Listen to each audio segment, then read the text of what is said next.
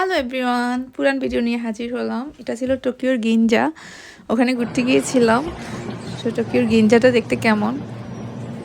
আরে আমি তো নোয়াখালী ভাষায় ভিডিও করব, বারবার ভুলে যাই, বুঝছেন? বারবার ভুলে যাই যে আমি যে নোয়াখালীর।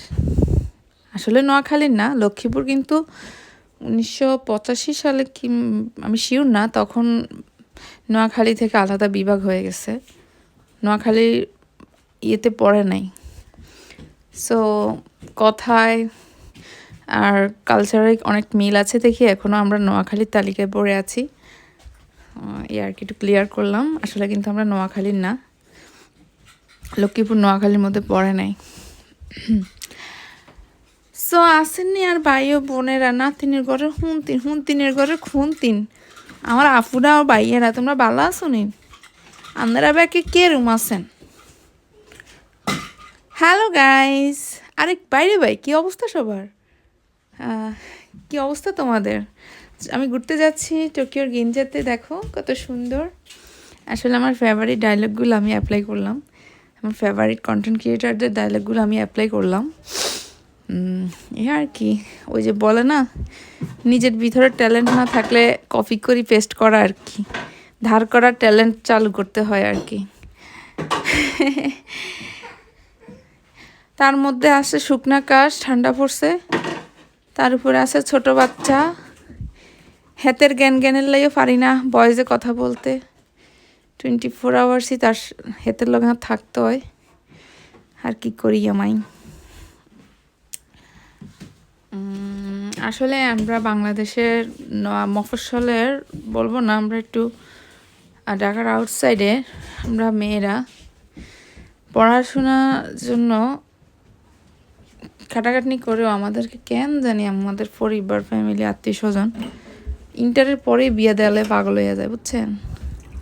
সো আমগো ভিতরে যে কিছু প্রতিভা ছিল, কিছু করার ইচ্ছে ছিল, আমরা তো ওই প্রতিভা থেকে বেরোতে পারি না।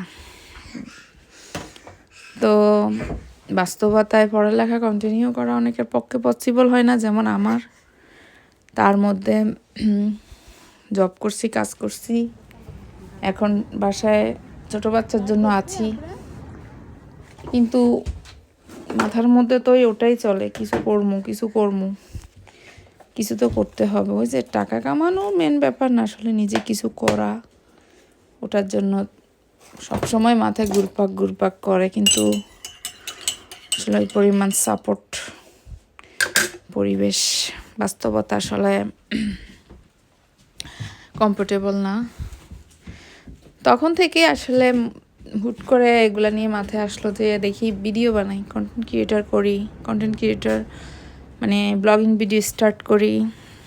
জব আবার ঢোকা পর্যন্ত সময়ের ব্যাপার, তো সব কিছু লেন্দি প্রসেস। জাপানে ডে কেয়ার অ্যাপ্লাই করা, ডে কেয়ার হয় না, তারপরে ডে কেয়ারে বাচ্চা গেলেই যাই কাজে ঢোকা যায়। আসলে আজারিয়া থেকে রিল্যাক্স করা যায়, ভালোই, একটা সমস্যা নাই, কিন্তু নিজের মনে হচ্ছে কি জানি লস হয়ে যায় এভাবে হাত পা। বাট হোম মেকারদের অনেক কাজ, ঘরে যে কাজ, কিন্তু এটা আসলে নিতান্তই ভালোবাসা থেকে পরিবারের কাজ করতে মানুষ পছন্দ করে। রান্না বান্না, ঘর গোছানো, আর এগুলো না করলে কে করবে? আমরা এগুলো না করলে কে করবে? সেটার বাইরেও কিছু করার ক্রেভিংস থাকে মেয়েদের, সেখান থেকে আসলে এগুলোতে আসছি, কিন্তু সিরিয়াসলি আসি নাই, কারণ এগুলো এত সহজ না, সবার দ্বারা এগুলো হয় না, সেম আমার ক্ষেত্রেও।